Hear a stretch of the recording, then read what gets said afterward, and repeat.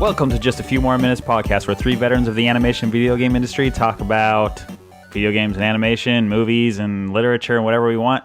And we're starting the show early without Michael. It's funny. That's right. He went to go grab upstairs. He went to go get his booze. That guy on the other end is Pete Paquette. Wait, you started the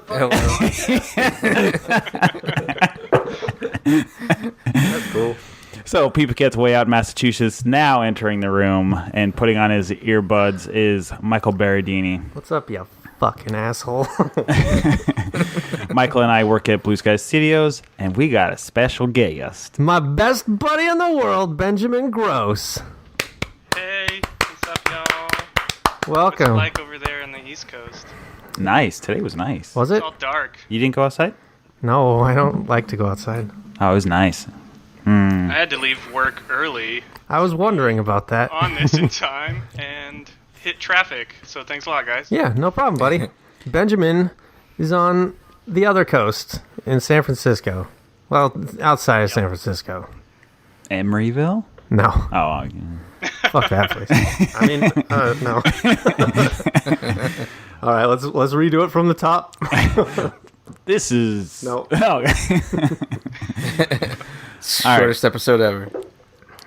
All right, Ben. Let's get into who you are and why you're on the show. Yeah, Okay. do that. I don't know. You go, Michael. I'm telling him to do it. Oh, okay. Oh, that's okay. Just drop me right into the deep end. Yeah. No, okay, fine. So- Let me lob some softballs at you first.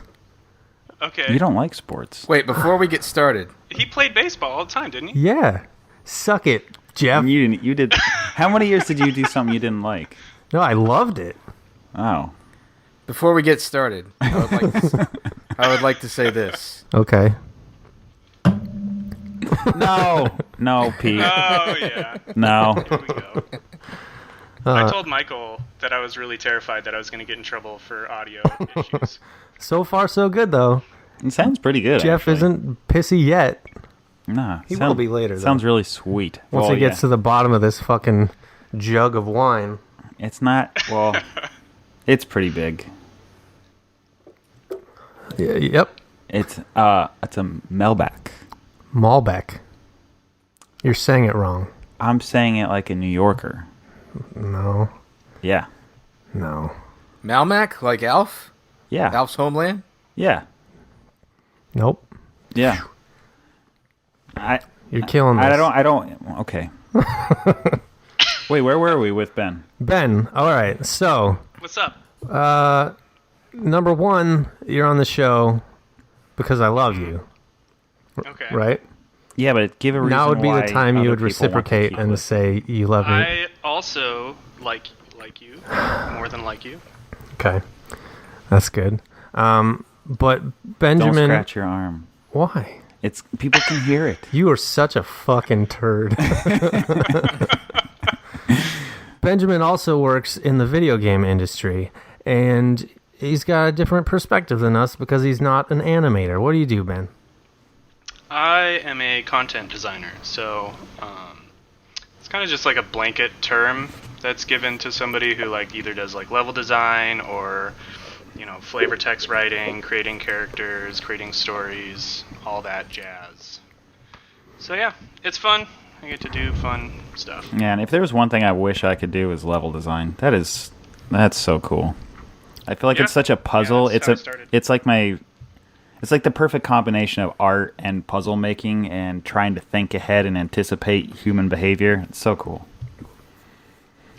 Yeah, that sums it up very nicely. It's you get to sort of direct player flow, and like you still work with the industry standard tools. So a lot of the times we work with Maya, but all the time in school too with working on animation.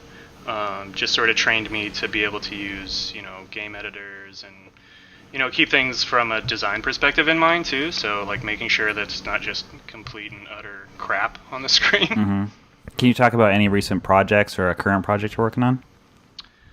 Yeah. So the last team I worked on was at Gazillion Entertainment, and I worked for about it was over 4 years, I think, on an MMO called Marvel Heroes. So, whoa! Whoa, Yeah, you know. that's a pop. Did you ever play it, Michael?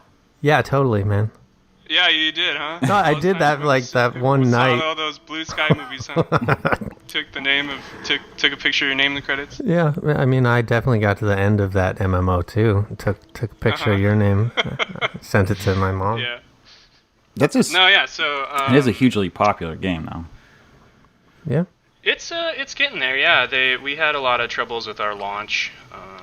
That's when I played it. It was those troubles that really, put me off. But I know you fixed it, Kept you away from it. made it like infinitely better. So Well, and I think our story was pretty cool. Like we knew that we had just a troublesome beginning, and so we went to the forums, we went to the community, and we were just like, well, we want to fix this game for you guys. And so we took like every person at Gazillion was allowed to communicate directly with the players without any sort of filters. So we had to like self-police ourselves to not say anything outlandish, but it really gave us the ability to sort of like fix the game and bring it to a place like now where it's getting really popular and coming back. yeah, it was Which is great. cool to see because the game wasn't for me, but a lot of people it was. And sorry, I'm scratching my arm again. Oh man, what is that horrible sound I can hear? It's my pubes. But it was like really cool to like watch that game be built up and like sort of like a Blue Sky movie when it comes out. It doesn't have the greatest ratings, but you guys had the opportunity to actually like build it up and like make the people who are into it actually happy with the product, which is cool. We should go back into Ice Age 5. Release a Is that the patch? movie you were referencing? I'm just across the board. Yikes. Well, it's a good thing we now know that nobody important listens to this. You can't. The numbers are the numbers. Fact. So that's all Rotten I'm saying. Tomatoes is Rotten Tomatoes. Wouldn't it be cool if after first weekend release, we're like, shit, we could go back in and tweak some things. Make it a little better. And it Don't- basically blows away everything that was wrong before. Yeah. Yeah, easy. They did it on Marvel Heroes. So good job, Benjamin. Yeah. I also want to say that I just figured out how to see Pete Paquette, Nice. and the illusion has been shattered. Did you think he was handsome? Yeah. Oh wow, That's pretty much what he probably thought. Michael, you still got that mouth, bro. Ah, Pete, But he is I want to truthful. switch. I want to switch to you real quick.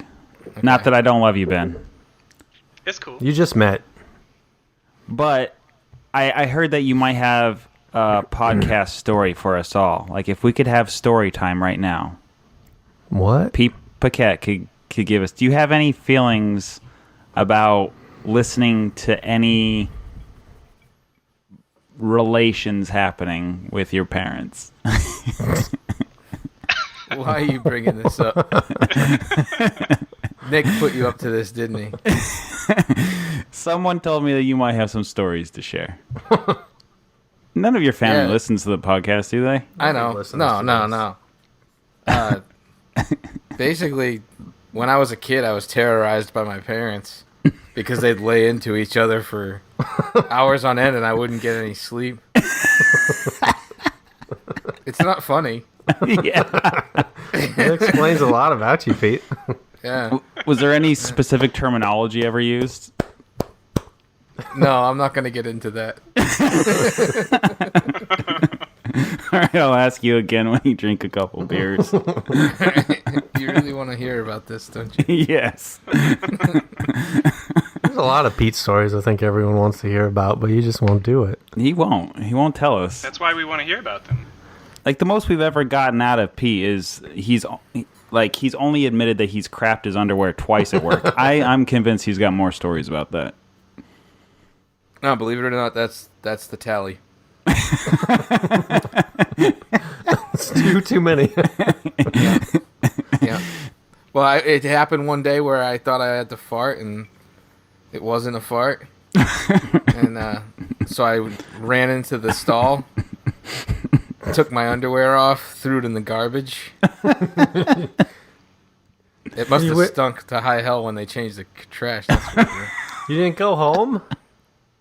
No, I didn't go home. It's I had a shot. gross. I had the shot to deliver, man. Yeah. And it's no Just go different in, if I tell just them wipe my ass and, it wasn't like I had it rolling down my leg or anything. It was just. It was like a was solid poop. It was a shark. Yeah, okay. Jesus. You started this. Yeah, I did. I like these stories. Usually they're reserved for later in the podcast. With every episode, we start the podcast with an animation tip. The animation tip of the week is... Did anybody else have any good ones? No. No? Pete? No. Okay. Wasn't that the tip? I thought that was a tip. if you have to shark, Yeah. go home. No, that's not the tip. Just throw away your underwear and Stay act at like work. nothing happened. Push through it. Yeah, and then go over to your desk and tell Paul Downs I just shit my pants. Ooh, wait, Ben, tell the story about the kid at Target. Oh gosh. All right. So I worked at Target right after college while I was trying to figure out what I wanted to do with my 3D animation degree, and at the end of every day at Target, you have to sort of like clean up the shelves and stuff, which is super boring. Mm-hmm. And so I'm just walking down the shelves, like completely mindlessly cleaning up all the crap that kids have like moved because it was the toy section. And as I step down at one point, my foot kind of slides, and I'm like obviously surprised because that's not supposed to happen. And sure enough, I look down, and there's just a pile of crap right on the ground. And I was like, and obviously, like, I'm like, okay, well, somebody left their dog crap in here. Like, surely this is dog feces. And our security guy later on that night, like after I had to like throw my shoes away and everything, he checked the security footage, and it was just this like 11-year-old kid that was he would just like walk a few steps and then stop dead center in the aisle, like not look at anything, and then like walk another couple steps, and then eventually he just shook his leg and out Shook his leg. Yeah, he didn't take his pants down. He just like it was pro. Like he clearly knew what he was doing. Like he had done this many times before. Yeah, so I'm glad I don't really work at Target anymore. Yikes. Yeah. Jeff, do you have any stories at Kmart? I hate Kmart, dude. Does Like, Kmart even exist anymore? Yeah, it still exists. Not the one I worked at. The Gazillion office was above a Kmart for like 3 or 4 years. Whoa. So I went to Kmart That's a every hell of day. an office. Yeah. That sounds sweet. No, Pete's trying to refer to the fact that I fucking hate the music that was playing all the time. And, Yeah. damn it, what was it? Foreigner. Yeah, this stupid I Foreigner want to song. know what love it is. And I want you to show me. That fucking song haunted me because it would play every day. And it always got to the part where, like, the chorus, that was I hated that part of not the chorus, but, like, the choir. The choir would sing the whole, like, chorus. The choir would sing the chorus. Uh-huh. I At the want end. to know what love is. So Nice, I happened to make a huge mistake and tell Pete that one day. So then at Blue Sky, he would constantly, at the time we had a paging system, and he would blare that over his iPod or whatever the fuck he had into the paging system all across the entire Blue Sky studios and saying, "This one goes out to Jeff Gabor. I want to know what love is." Man, I wish we had that PA system still. Yeah. That'd be cool. No. No. It was I mean- it was abused, I would Yes, say. it was abused. Did you guys ever go Why to... did you have it at all? Because apparently people thought you had to call people into meetings. Man, we are way off topic. But this is the part that bothered me. So people would go, "Gallon chew dial 6466, gallon chew dial 6466." Every time they would like not hold the stupid button to like hang up the phone. They would actually take the phone and like jam it into the receptor. Even back then, you were a fucking dick about the audio. Oh, I was like, why? Nah, The dude, it entire was- studio it was like has a to hear department that. store, man. It really was like a department store. I was when I first got there, I remember somebody telling me that nobody uses PA systems like this. every Just like- fucking 2 seconds. It was because everybody, if they weren't at a meeting or if they needed to call a meeting, be like, Animation Sweatbox now in the NPR. Animation Sweatbox in the NPR.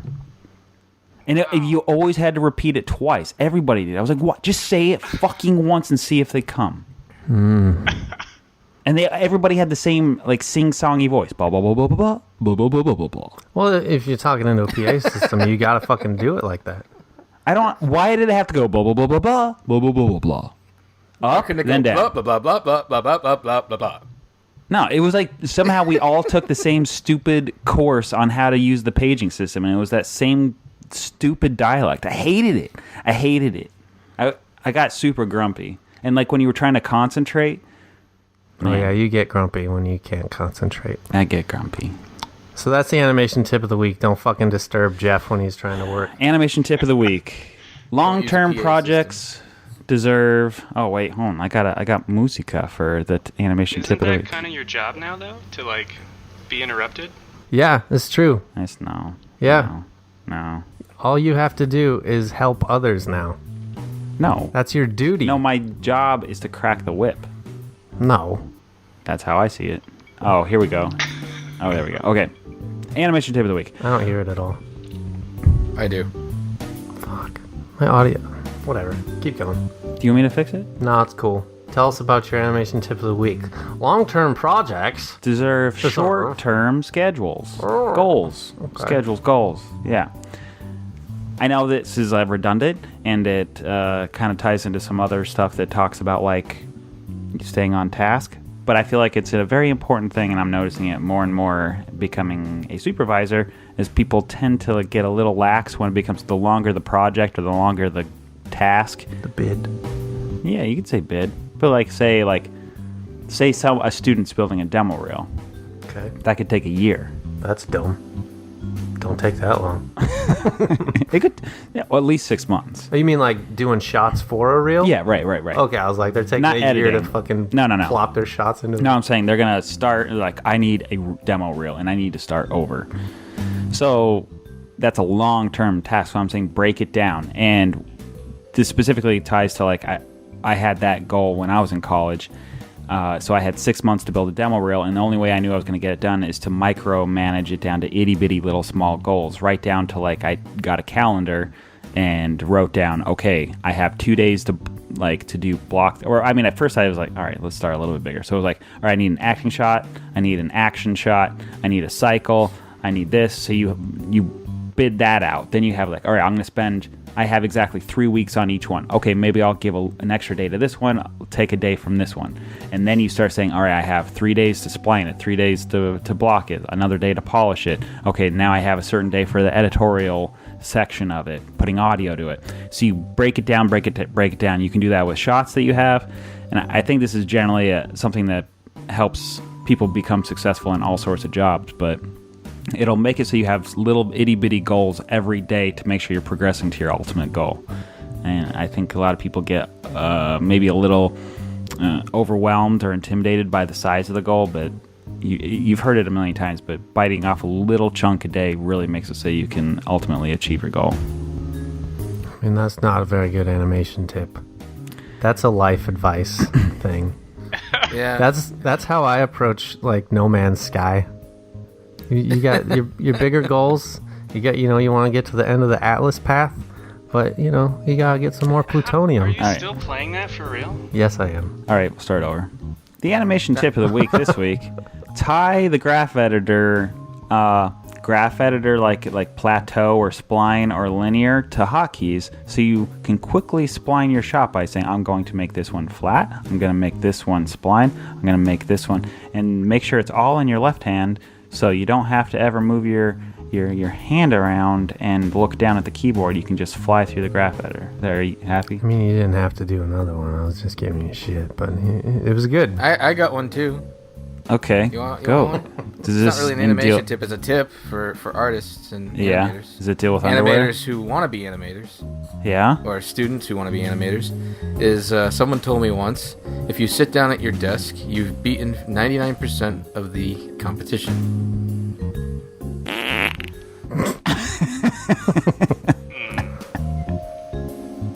don't think that's true? I think there's a lot more competition now, but I do feel good. Why are you doing this? Because I'm upset that you didn't like my tips. I loved it. I keep calling you a turd today. I gotta round out this vocabulary. Ben, do you have any content designer tips since everyone's doing tips? Yes. And you- Watch out for Facebook.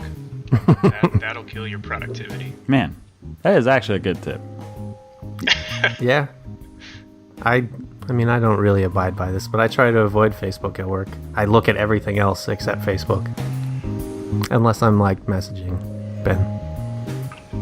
I'm going to segue into a topic about that. Okay. And I know I'm not unique in this thought, but do you find that Facebook, when you look at it, you tend to actually come away feeling more negative than positive after you're done? Oh, totally. Yeah. Of course. Yeah.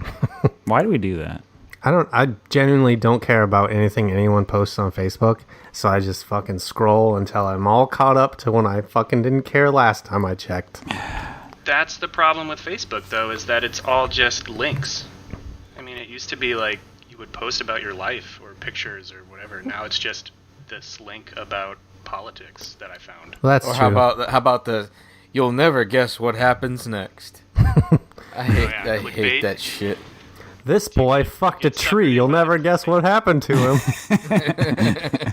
And then it's a link to Viagra. Because he got wood? You got it. Yeah. Brought to you by Fleshlight. That's our, There you go. that was a Good sponsor. podcast. 2 weeks in a row. Go fuck yourself. What else are we doing on this show? Oh, there goes Pete and his burrs. I feel like we're like super meandery this Yeah, this episode. is not good. No, it's good. It's fine. Episode It's good. 20. It's actually This is very episode organic. 20. Oh, yeah. Maybe we should start over with that. Nope. Definitely not. Welcome to Just a Few More Minutes podcast, where three veterans of the animation video game industry talk about animation video games. I am a supervising animator at Blue Sky Studios. Next to me is... This is not happening. Just wanted to say that again. I did it better. You roll through those words a just- lot. He just wanted to say that again.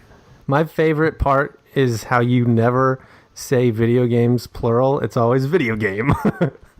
Do I? Yeah.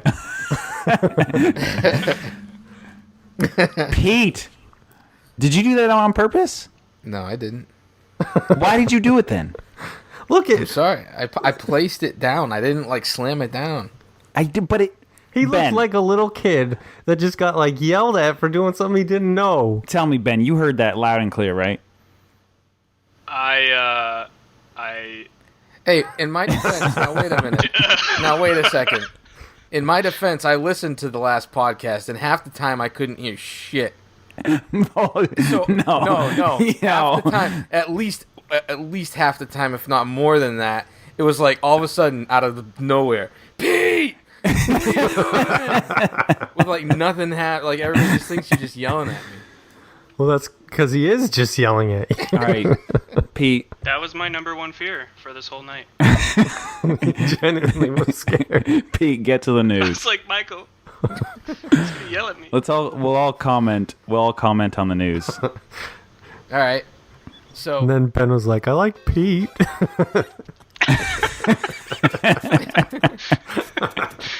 Jeff's just scary. let me get this out first. There it is. This is why we're just never gonna get more sponsors other than Fleshlight. Oh wow, it smells like everywhere. I'm gonna enjoy that in my wine. smells like tacos. I had tacos for lunch. So, if you missed out on the $2 Journey last couple weeks ago, the sale that they had, you're gonna be able to get it for free this month on PlayStation Plus. What? Jeff, are you going to play it? No. Benjamin, are you going to play it? I downloaded it last night, actually. Have you played it? And no. Okay, yeah, you need to do that. Yeah, you're in the video game industry. Why wouldn't a person in the video game industry play every video game? Because he was an X-bot for a long time. Oh my god! I knew you were gonna bring up the stupid rivalry you have. Is Ben the original? Is Ben your original Jamie Geiger? He's like, No, because Ben never, like, went on the offense like Jamie does. I don't participate. I buy all of them, and I get to enjoy all of them. So do I. And then I figure out which one's the best. You don't. You don't. Are you happy about Titanfall 2 going on PS4? No, because I still have to play with these fuckers on Xbox. that was fun. Nice. We didn't really. Oh yeah, we did. We talked about the beta on last time. we did. Wait, what was the I name? actually bought that game. All right, so and what is this game? Journey? Oh no, go ahead, Ben. Sorry. I did actually buy Titanfall and intended on playing it with you guys, and I think that was like the week you all stopped playing. Oh. What, really? So now I have it. It's on my shelf. Yeah, it's never been opened. Hey, you want to buy Titanfall 2? Don't do it. I guarantee these guys will get blown out of it. What's the phrase I'm saying? Whatever. Blown out. Yeah, that's definitely right. Burned out on it after like a few weeks, and then you all go back to fucking Destiny or whatever bullshit. They are play. the rest of the crew that we play video games with is back on Destiny. Unbelievable. Those fucking idiots, Drew, you piece of shit. Just kidding. Wait, you were playing Destiny again recently too, Ben. No, we don't have to. What's next in the news? Go, Pete. Go. So there's Journey, and then a game that doesn't look like I'd ever play it called Lords of the Fallen. All right. Oh no, that's for actually the sort of PS4. fun if you like Dark Souls ripoffs. Oh, really? So Yeah. it's a clone? Pretty All much right. from what I played. PS3 games are Prince of Persia: The Forgotten Sands and Datura. PS Vita owners gets Badland. And Do you think Xbox- we have one person listening that plays PS Vita? I have a Vita. I play it. No, a listener. You don't even listen to the show. No, I certainly do not. If the one listener, for the love of God, tweet the show. I want to see if there's one. What? There has to be. No way. Yes. No way. Yes. No it's way. a good little console. You can skip over PS Vita from now on in the news. No, because then All right. we'll only have 4 games similar to Xbox, but in reality we get All right. 6 free games I will every concede, month. if we get one tweet of a person saying they have a PS Vita, we can continue talking about it. All right, I'm going to tweet at you. No, right. you don't count. Don't count. All right, so Xbox, on the other side of things, they get Earthlock Festival of Magic, Wow, that sounds And- good. Assassin's Creed Chronicles China. Yeah. Isn't that the side scroller one? Oh, wait a minute. I must mention this. Earthlock is only available during the month of September. Assassin's Creed Chronicles, however, will be available from September 16th to the 15th. To October September. 15th. Oh, okay. On the Xbox 360, starting Thursday, September 1st, Forza Horizon will be a free game through September 15th. Then on the 16th, you'll get Mirror's Edge for the 360. I didn't realize that. Forza Horizon is going to be free? Yeah, for the 360. Oh, 360. That sucks. Well, I think it's backwards compatible. If you wanted to play it. Anyway. I did want to play Forza Horizon too. I don't know. Those games look fun. The first one was set in Colorado. Oh, hey, Ben is from Colorado too. Really? Where? Southeast of Denver. I grew up on a farm. What town? That's very descriptive. Elizabeth. East of Elizabeth. Castle Rock. Oh, snap, crackle, pops. Yep. Yo, Colorado's owning this fucking world. That's where I was this whole last week. For people that missed me, I was in Vail, Colorado. You didn't time it I right. saw that. You're supposed to miss the podcast. I liked your picture on Facebook. Yeah. Which one? The one outside of the Oh, one where you're yeah. outside of the stadium. Oh, yeah, that's a good review. Mile High Stadium. That was a great game, but Nope, Invesco. It's not Well, Mile High anymore. it's not Invesco either. It was not? Sports Authority Field for the last several Oh. years, and then now Sports Authority's gone too, so now they're trying to figure out the new sponsorship. So, Wait, what's the hockey place? The Pepsi center. Center? Yeah. I don't think I realized growing up that things were named after their sponsors. Coors Field. Yeah, that never like connected until I was 29. Just kidding. Well, wait. What about like Wrigley Field? Like, that's not a brand, right? Isn't that Bubble gum? I don't know if Is it's it? connected or not. It's connected in my I feel mind. like this is a thing in Colorado more than anywhere else. What? No, Pro Player Stadium in Miami, and Pro Player Stadium? well, that's what it used to be called. That was the first one I remember. Like, What's Pro Player? I think it used to be a brand. See, this is I don't like being recorded. Pro 'cause I'm Player? gonna be. But I think Pro Player was like, wasn't it like sports clothing? I was going to say, is there an Under Armour auditorium that has concerts? They sell the naming rights and the sponsorship to everything now. Every stadium is basically bought out now. That's cool, man. Really, really fun. MetLife Stadium, Yeah, what does that where the mean? Giants play and the Jets play. MetLife. Snoopy's everywhere. Yep. We just built one called Levi's Stadium. Boo. I assume now that it's based off of the jeans. Are all of the Yeah, seats because that used to be jean Candlestick jackets? Park, right over there. I mean, not the new stadium, but I mean, San Francisco used to play at Candlestick. There's the Dunkin' Donuts Center up here in Providence. Is there really? Yeah. That is dumb. What were we talking about? Pete, next story. The news. So there was a 3DS Direct that Nintendo put out, and there's a couple noteworthy things. Super Mario Maker is actually coming to the 3DS, so that's kind of cool if you're interested in that sort of thing. And they're making a new Pikmin, a side-scrolling Pikmin game for the 3DS in 2017. That's the 3DS news. I have no comment on any of that. But don't you guys play a lot of 3DS at work, or you used to? All Mario Kart. Yeah, And that's it's it. DS.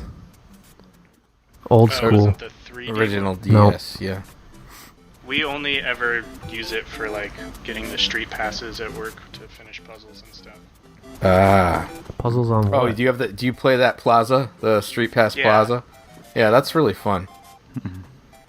It's No just comment. basically this little thing where you go around and whenever you pass somebody on with a 3DS, if you pass somebody, you get what's called a Street Pass from them, and it's basically their little me character high fives your little me character, and then there's this kind of suite of games that where you, based on how many Street Passes you get, that many people help you play the game. And it's basically like lives in the game, and it's really addicting. It's a lot of fun. Ooh, I got up-to-date news on a mobile game. Yeah, what is it?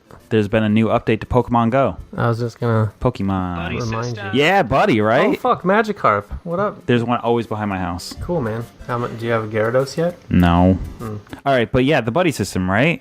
Like, Ben, do you want to talk about the buddy system? I'll let you talk about it, because I think it's cool. Okay. I don't think he plays it anymore.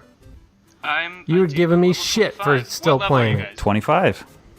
There you go. I live in a Pikachu nest. They're Wow. everywhere. How did someone... anyways. Well, okay, never mind. What? Buddy system. Buddy system.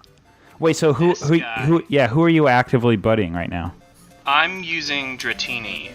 Ah, smart, because you're Wait, trying to how get your do you- how Gyarados. do you get a gym buddy? Guy. Click on your... What? No, Dratini Click on your- turns into Dragonite. That's the thing. Shit, Magikarps spawn like crazy here. Yeah, they do. So, as a tutorial, because I was like, where the hell do you find it? You click on your profile picture, right? Oh. And then in the bottom right, you have your little menu button, and now you have buddy, and you can select your buddy. I see you got a Bulba fuck? Yeah, I have the second evolve of Bulbasaur going, because I don't have him evolved yet. I don't have that. You need to update your app. Doesn't stuff auto update? Like, Nope. Oh, there's my Magikarp. Oh, so Jeff. Yes. I tried your like save up 60 Pidgeys thing. Yeah. And I did it wrong because I didn't have enough candy to evolve all of them. So I got like halfway through and I was like, I'm an idiot. Oh, no, that's the thing. You got to calculate so you have enough candy for 60 evolves, not 60 Pidgeys. Yep. That's a bummer. but now... So like half of my lucky egg was wasted. That See, sucks. yeah, And I that found... was what killed me, actually. I popped a lucky egg, and I went through all my evolves, and I went from, like, level 16 to 18, and I was like, cool. This has been fun. Now what? I fucking farm Pidgeys again? That's not very fun. And then I stopped. I like it. And now the buddy system and all that is fun. All right, well, I'm updating. Okay. I'm real excited for this buddy system. I don't know who I'm going to pick. Maybe the hooker one. My initial instinct was to go Dratini, but I opted for Bulbasaur at the last second. Does it matter what you pick? Because they bring you back candies. Yeah. Isn't it random? That's the thing. No, I thought they brought you back their candy. No, I think they bring you back random candies. Yes, he says their candy. Michael. No, y'all are fucking wrong. Why would you be able to pick one? Why wouldn't you just say Because buddy? it's going out there fucking murdering Pokemon for their inner No, that doesn't make candy. any sense. It doesn't make any think about it. What, so is it shitting out its like poop and that's the candy that you evolve it with? How's it getting this fucking candy, Jeff? It makes Explain sense. If you said to a human, I would like to buddy with you, you would bring it back M&M's, human candy. Doesn't mean it's made of human. It's candy I like as a Never human brought being. me candy. It's because we're not buddies. I almost texted you today when you guys went out to lunch, and I was gonna be like, "Hey, it would be cool if you brought me back a Taza, a coffee." Yeah, we have rules against that. That's such bullshit. Glad I didn't do it. Can you please take me off that messaging thread? What, the Pokemon thread? Yeah, it's so irrelevant to me. It's not even that I don't know what you guys are talking about. It's just I can't catch anything you guys are catching. I did get a taste of that On it.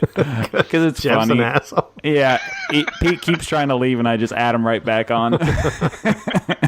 So all throughout the day, Pete just gets fucking 30 messages probably of everyone being like, "There's a Growlithe over by the animation department." Yeah, pretty much. All right, next news story. Come on. So Nintendo forces the takedown of 500 plus fan games. Yeah. One of them being a game called No Mario Sky. So the developers turned around and called the game No DMCA Sky. So Sick burn, Wait, guys. And switched out the sprites though. yeah, Okay, I got you. So like the game is still available though. the Yeah. actual game is available. Yes. Did you guys play it at all?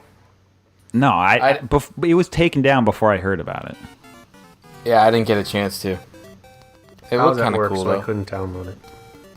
The weird thing it was one of those games that was made in like 48 hours or something like that for Ludum Dare, which is a game like a kind of like one of those marathon game making excursions. Game Jam. Yeah. Well, I'll save this for later. And the last thing I want to talk about is The Last Guardian is delayed again until December 6th. So. There's nobody shocked by that. All right. I got shit to say about this. I'm happy it's delayed. Me too. Ah, dang it! I was trying to hurt your feelings. Oh. You don't actually have an opinion on the matter, do you? Nope, don't care. All right. Well, this is probably my most anticipated game for the rest of the year. I think it was your most anticipated game that you mentioned in January. Probably. Because I'm sure I've said it before, but Eco is my favorite game of all time. Same guy, very similar Eco. Yeah, but Everybody I'm that's- glossing past Okay, that part. Just go. let me get to my fucking reasoning. So the week it was supposed to come out, same week as Titanfall 2, and the weekend or the week after the release of the PlayStation VR. So I definitely did not want to have to juggle all that at once. So I'm glad it got pushed to December. So I can spend more time with it and not be distracted. Because I'm sure we'll be done with Titanfall by that point. You will be. That's not even true. Why did you get so Don't high? look at me like that. Yeah. It's because every game you play with us, you play half a night. We see BMX Kid. You get frustrated and call the game dumb and never sign on again. That's such bullshit. I played Destiny for forever. You guys just made it an awful experience. No, we did the thing where we all got to that hub area, and then we did the thing that looked like we were blowing each other. That was fun. Yeah, Yeah. that was fun. But when you go... I've talked about this a lot. Not on here, though. But the fun of Destiny is the raids and doing it with your friends and figuring it out. I did not get to do that.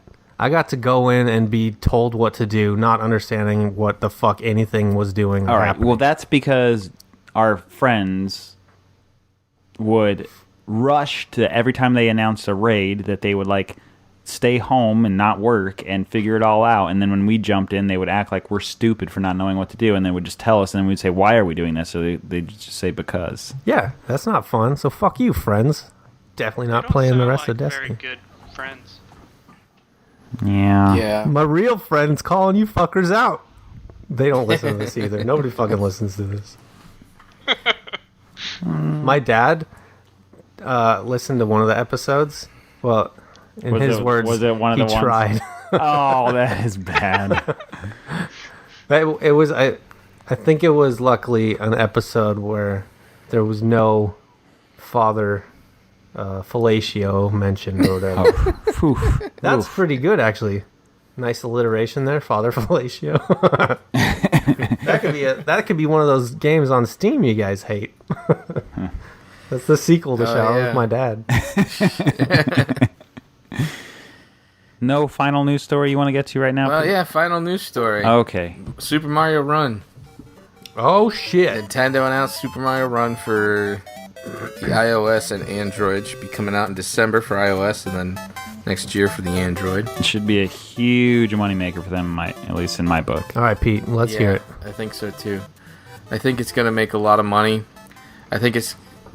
Part of me is sad about it because I feel like it's Nintendo kind of wavering to the lowest common denominator. But at the same time, I'm excited for them because I know it's gonna introduce Mario to a whole new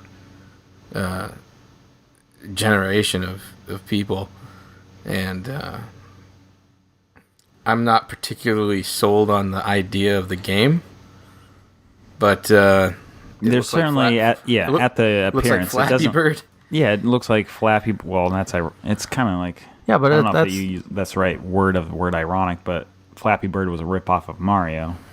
yeah, sort Yeah. of. But like, that's the kind of game that's suitable for a phone. Yeah. Right. That's exactly right. That's what's going to get him. It's so disturbing anyway, seeing that's your that's my picture keep thoughts on it. coming up, Ben. All it is that you just have a It's your grimacing mouth. lower mouth. Oh no. That every time you talk, it's just like, ugh. Yeah, I get in trouble for frowning a lot. Sometimes I frown. It's funny. No. You have no idea what he even looks like. You just Nope. see his mouth. Yeah. Just picture that as my entire face. Those are his eyes. Yep. I always like to You're a picture beast. the nose being a Ninja Turtle mouth. Yep, Yeah, that's good. it's good. Okay, so now that we've expedited ourselves Yeah, real through, quickly. yeah, speeded through that news, we can go and talk about other news, more news Oh, provided by Ben because he Okay. was at PAX. oh yeah, you were. PAX. I forgot that this was going to be part of the show. Cool, we have stuff to talk about. I did not forget. Let's say.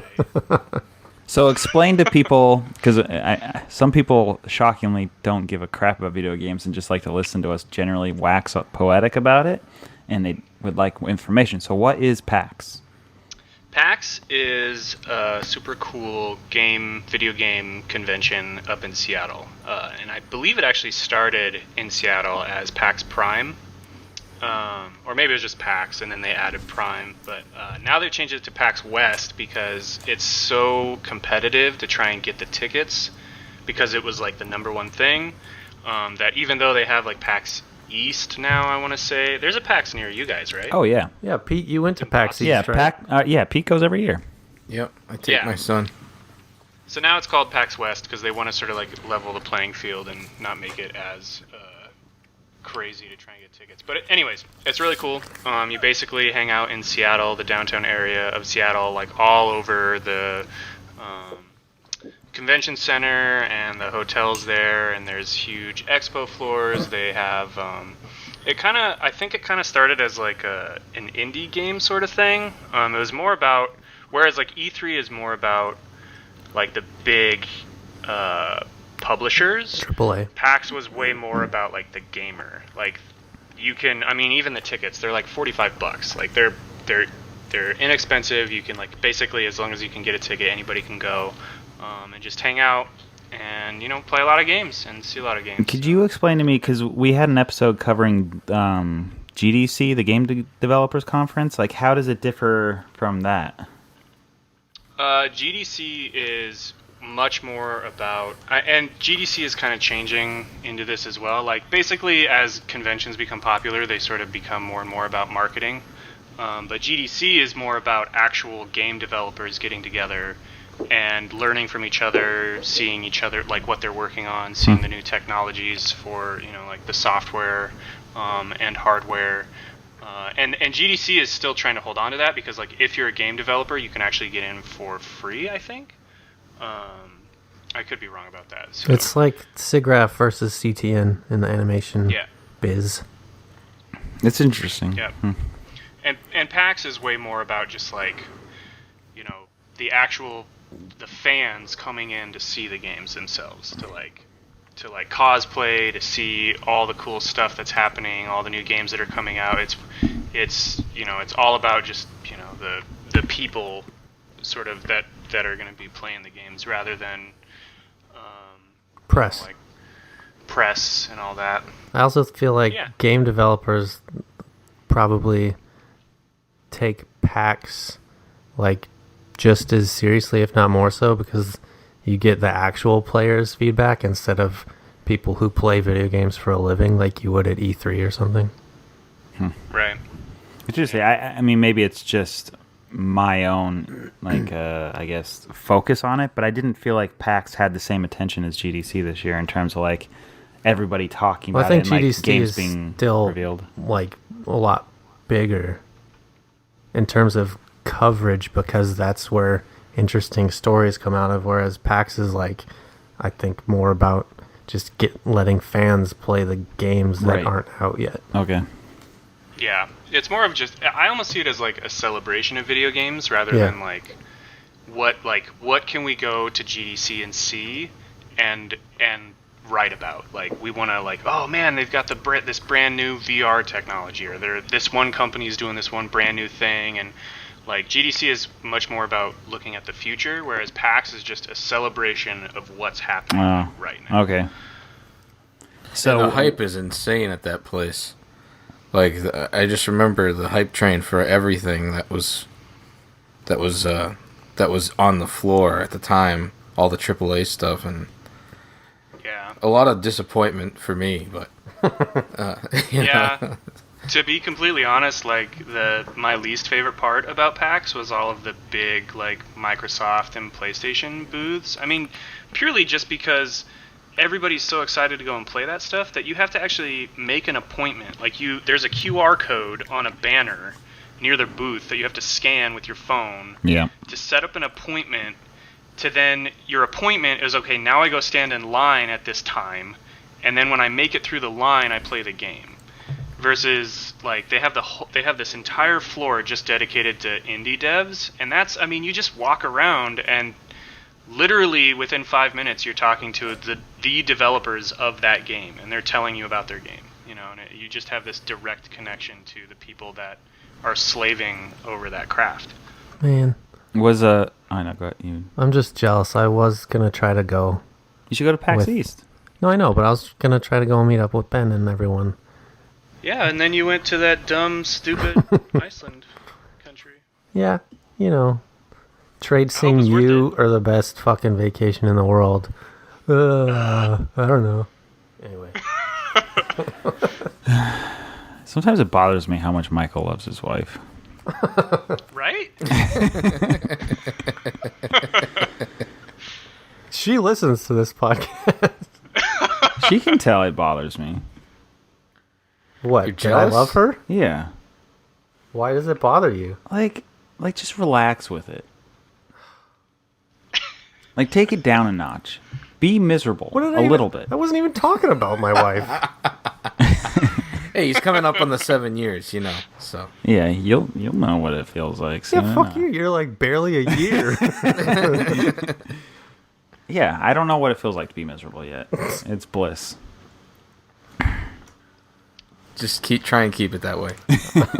Just try. So, what did you something play at that PAX, was- Ben? Yes, exactly. I wanted to know your highlights. Well, before I say that, I was going to say something that was really interesting and kind of fun was, like on the first day, I sort of walked around the floor kind of by myself with a couple of buddies of mine that are into the industry, and it was sort of more of just like a technical walkthrough. We were sort of just like, seeing what was available and less about like playing the games. But then on the second day, I brought my wife through the floor, and she's like not super into the industry. She played like Stardew Valley recently, and she's just she's more into like the smaller games, and it was crazy. I hear you fun. can So marry the people second now in that day- game. Oh, Jesus. I fucking love Stardew Valley. Wait, man. you always could. This is an inside joke I'm missing, isn't it? It was from one of the previous episodes where Jeff alluded to cheating on wives. Oh, right. That's the only reason it's fun. Yeah. Well, I don't understand again, I'll just reiterate the point. You don't like the why would marriage? Why would you add the feature that you can marry someone if you can't ruin it and have the competition and desire to cheat on them? Because then it's like, So maybe that's not on the developer's mind at all. yeah, but then why marry anybody at all? Because he's in love. Yeah, but if you're making it a point, then Are you saying that the only reason to get married is for the allure of ruining it? no, that's where Oh, man. conflict happens. That's where you add tension into a game. This is very familiar territory. If you, I all know. right, what's the other point of the game? Like raising crop? So you want to pass the ball. Yeah, don't go there yet. What other things can you do in what is it? Stardew Stardew Valley. Stardew Valley. You Okay, can so- you farm, you build up, you can build your Great, house. great. Okay, Great. wait. I have You a can help- question. wait, no. I'm going to put this into perspective for you. Let me go. Fine. I just want to Okay, know, so when you farm, does it always work out when you farm? I don't know. No. But It doesn't. Oh, there's conflict there. okay, but it's a farming game. Pete, can you fuck the pigs? No. There you go. Right. You Thank don't you need for to making do my point. everything. Yeah, the game's shit. What is the point of having a pig if you don't have the conflict of fucking it? Oh god. In Zelda, you could kill the chickens, and then the people would be upset at you. You couldn't You couldn't kill the chickens in Zelda? In Ocarina of Time. You Yeah, can you- attack them and then yeah, they attack attack them. you. That's in like Yeah, you every- attack. You don't kill them. Well, that I wanted to kill them. I tried. So you took your wife, I don't know if I'm allowed to say her name, but I won't, through the PAX floor. Can I guess her name? Sure. I'm not- Brit. You got it. I got it. Grit? Like True Grit? No, Brit, like Brittany. Oh, okay, yeah, that's a name. Cool. I guess that's not it. Stephanie. No. Margaret. Further. Nope. Margaret. Anastasia. Yeah, that's the one. We call her Stasia for short.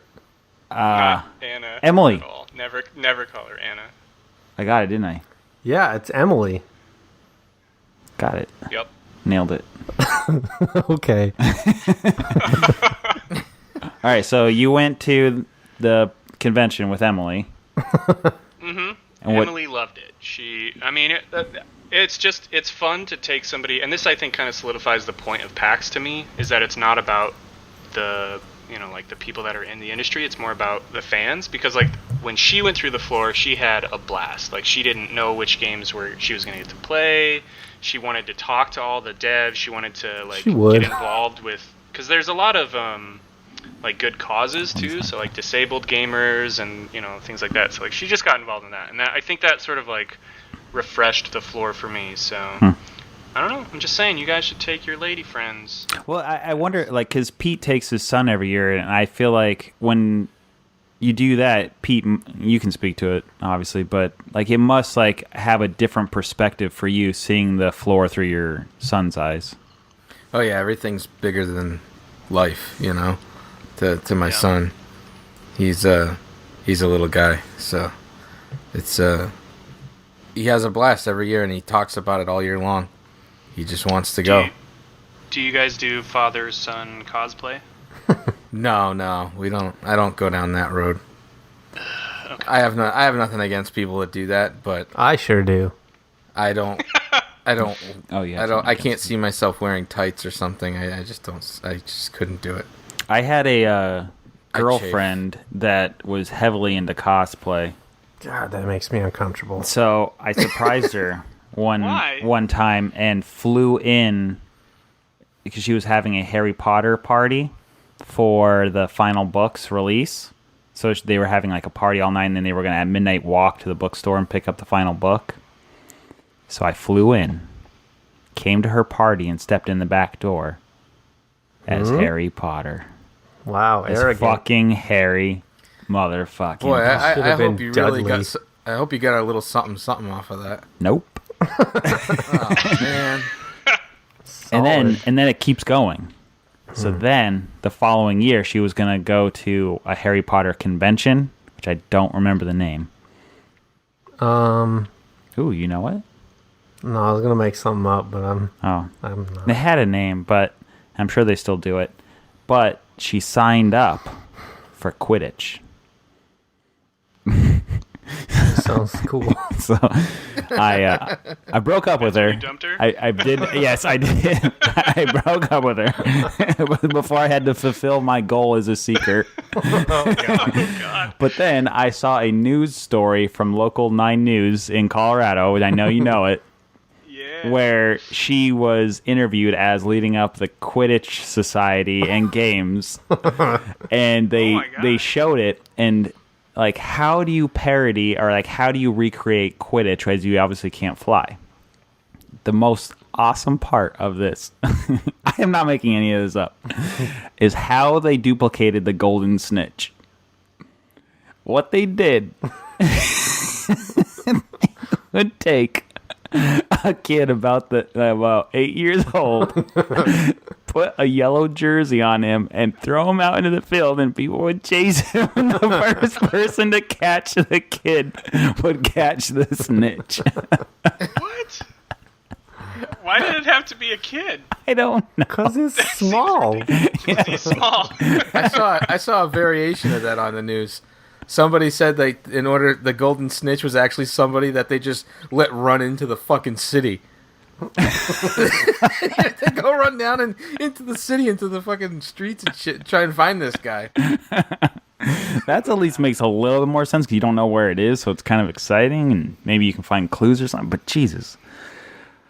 Oh, I tried to keep that news story around, and I would look it up every now and then. Just remember what you could have had. Yes. That was it. But it was the funniest I still fucking can't thing. believe you got nothing for flying in dressed as Harry Potter. Yeah, no. And my brother and my sister-in-law won the costume contest. For what? For I don't know what they won, but my brother dressed up as the like Dudley's dad, and my sister-in-law as Dudley's mom, and then they dressed their dog up as Dudley. So they That's won. an awful choice. Aren't those the worst characters? Yeah, they're the worst. Yeah. Wow.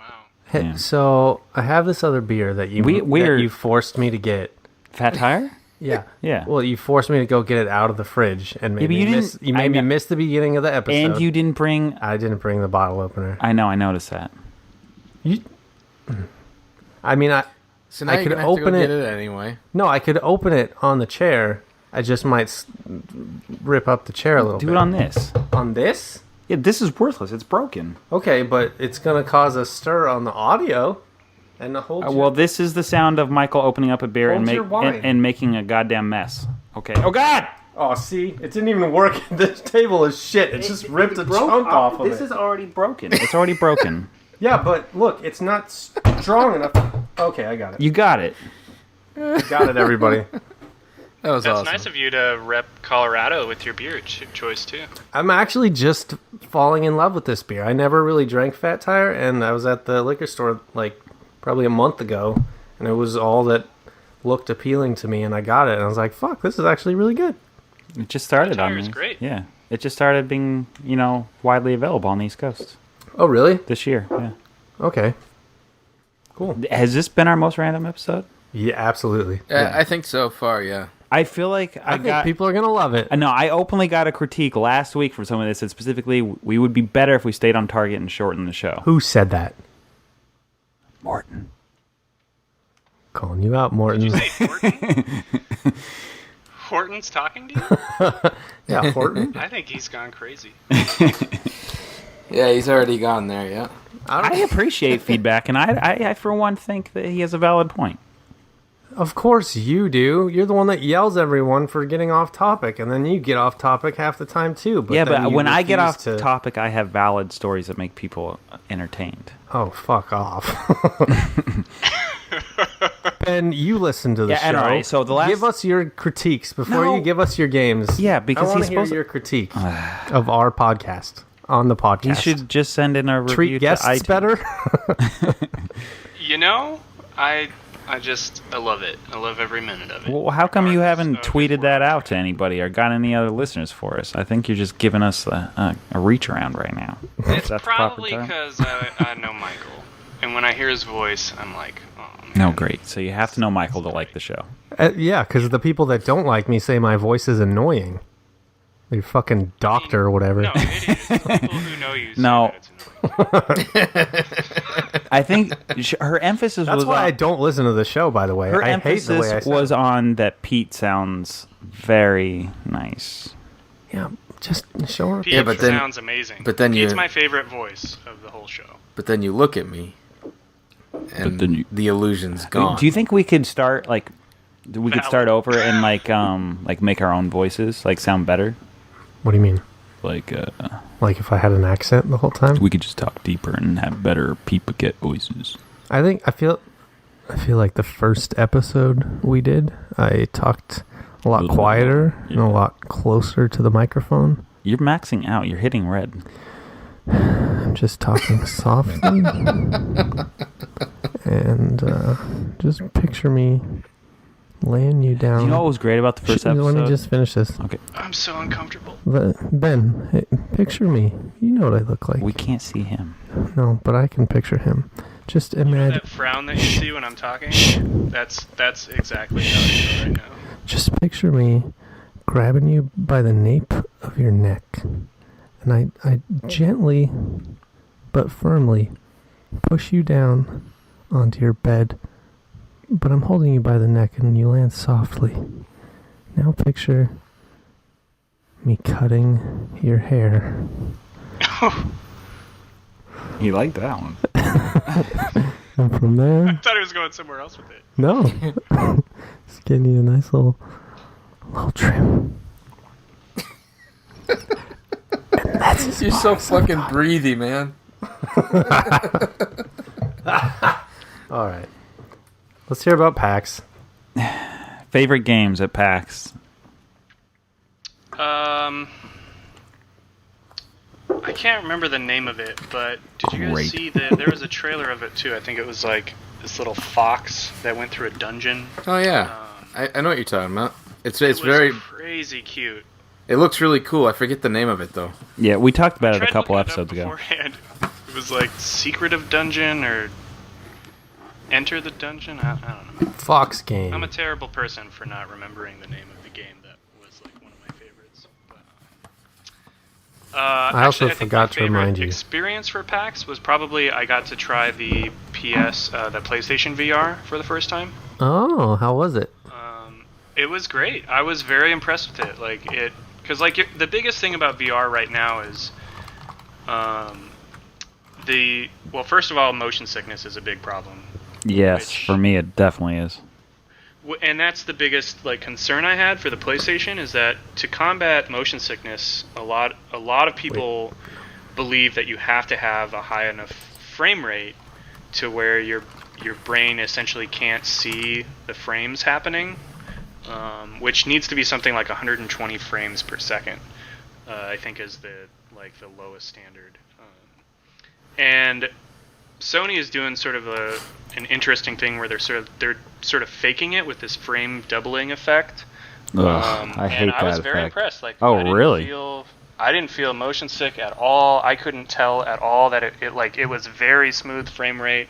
Granted, that was one of the things we tried to get in line for the actual the big PlayStation VR games, like the Batman one, and there was like a robot one.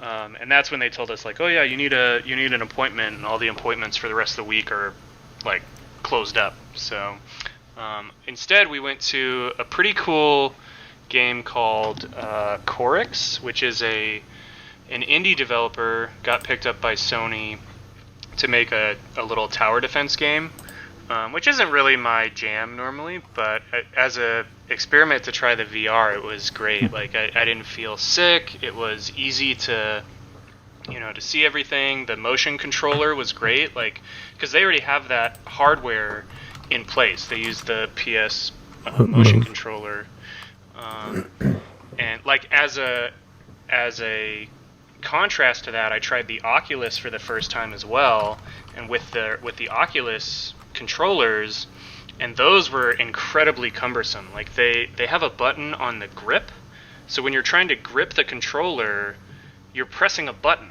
So you're I want to hold on to the controller so I don't lose the grip, but I also don't want to press this button accidentally. So you have to kind of grip it with your pinkies to hold on to it without touching the buttons, and it was just an awful experience. But the fact that PlayStation already has the hardware in place, I feel like this could be the thing that pushes VR to a place where normal consumers can interact with virtual reality, which is going to be the thing, right? If it's going to be successful, then it has to be, I can't pay $800 for a Vive and then also $3,000 for a computer to run the Vive. Yep. I need to be able to just buy for $400 or $600. I need to be able to buy the entire thing and put it on and use it.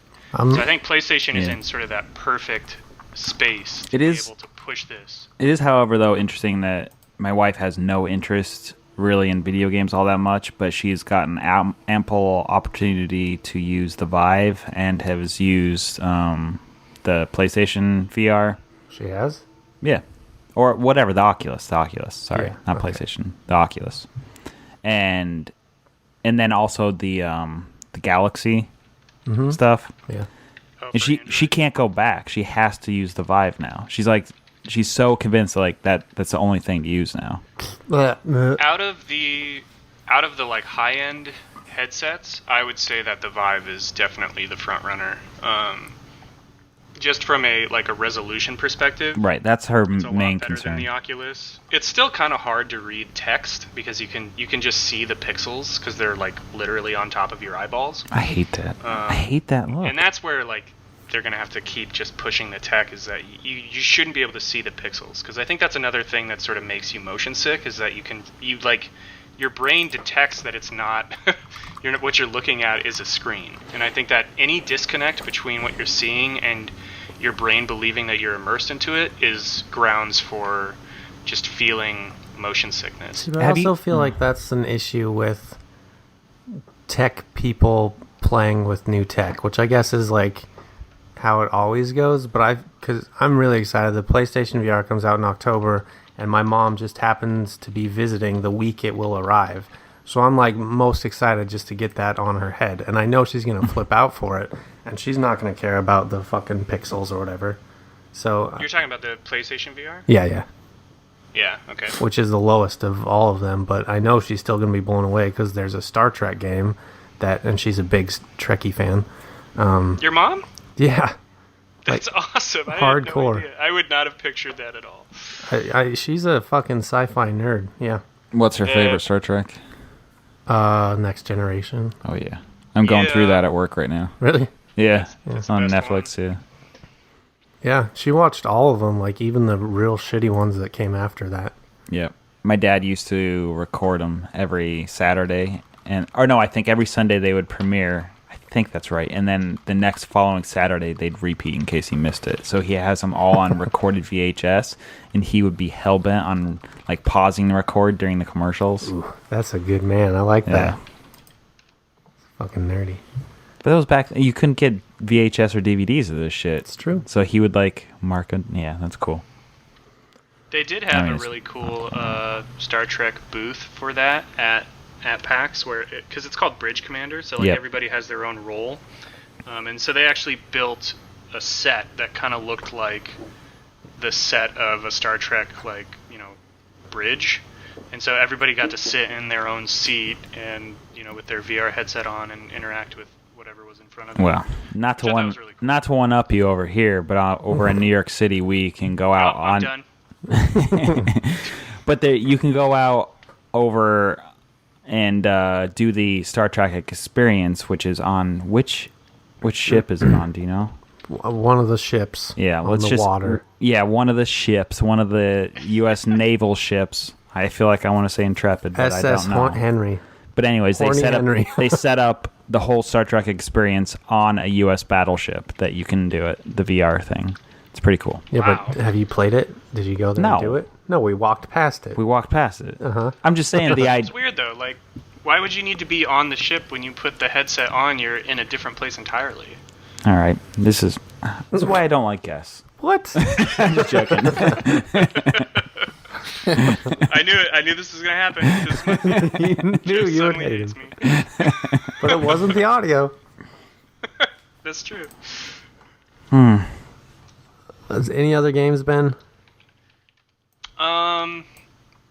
Other than that, I mean, there was a lot of really cool indie games. Laura really liked a game called Mecha Zoo, which was Damn it, you said it. I know I was not Emily. God damn it. Emily is her first name. She can play. You're still good. Where it's kind of like, I want to say it's like a mix between Sonic and, I mean, I don't really know what else, but like you basically get to switch between a couple of different animal types, which lets you sort of go through this side-scrolling world. Like the frog can sort of like grab onto points in the world and swing around, and then I think it's like a rhinoceros or Pete. something can run really fast. But yeah, there's just, I mean, for me, the experience was just being able to, consume all of the different stuff, be able to talk directly with the developers. Like the guy who made that the PlayStation VR game, was just a guy who was in consulting and learned how to code on his own and decided to make this game and sent it to PlayStation sort of on a whim, and then they were like, oh yeah, we've been playing your game all day, do you want to come and have a meeting? And now he's, he quit his job, he's been funded and is making games for, brand new technology, which I think is kind of the dream for most game devs, is just having that autonomy, but also the ability to do what you want, and not have to worry about money. Yeah, that's pretty cool. Ownership. That's awesome. Yeah. Pretty Someday cool. we're gonna do that. What? There's gonna be an make your own animation. movie? There's gonna be an animation version of PAX where you're gonna go over there and show a couple demo reels, and they're gonna be like, "Here's $2 million. Make your own short film." Sure. Can I go on a tangent? Yes, Is that please. allowed? I This feel like is this a whole tangent episode episode. has been a tangent. Jeff, I need you to tell me it's okay to go on a tangent. This I is like need to ask Supervisor what you things guys getting to think of everybody in the whole these- world. These 360-degree videos. What about them? What do you think about them? Like on Facebook? Yeah, they're like on YouTube now. It's Yeah. like this. It's like a gimmick, right? I hate it. Okay, why do you hate it? Well, Because, you should be directing where the fuck I should be looking. Exactly. Oh my god. They did a you they did a guys game. fucking love each other. We do. But what are you saying? Yeah.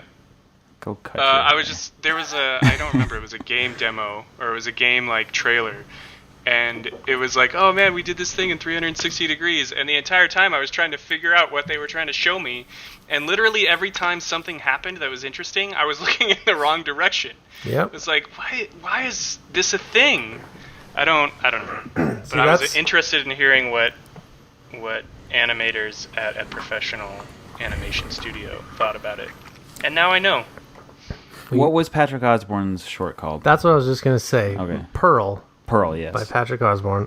He came to the studio and showed us his short in the theater 2D version, and that was really cool. That he edited himself. Yeah, he edited it, and it's a Vive game, so it's one of those, a Vive experience where you can sit in a car and the environment changes around you, but you're in the car the whole time, and you can look wherever you want.